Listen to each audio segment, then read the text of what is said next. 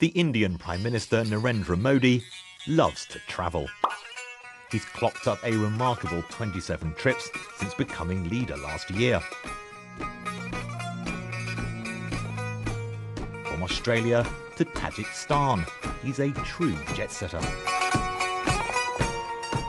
Mr. Modi wants to prove that India is open for business. He wants to sell India around the world.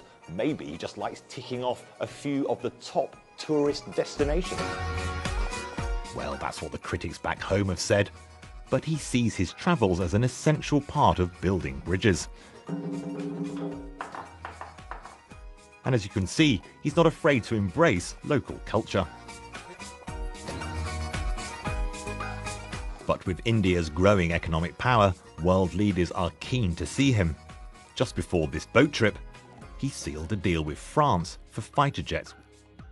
India's certainly got money to spend. Look at the multi-billion-dollar deal it's just done for fighter jets. And also, it's got a huge and growing middle class. By 2020, it will have the most middle-class people in the world, and they will buy a lot of stuff.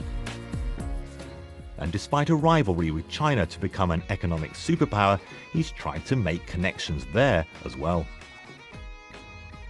China and India are the world's biggest nations, but India's always felt a bit of a poorer cousin, and Prime Minister Modi wants to change that. India is the 9th largest economy in the world at the moment. The IMF predicts that within a decade it could be the 3rd largest. Modi wants to make sure that India is on a par with China when you're thinking about foreign investment.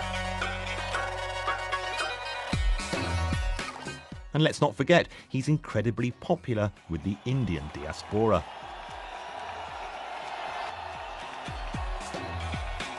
Bharat Mata ki.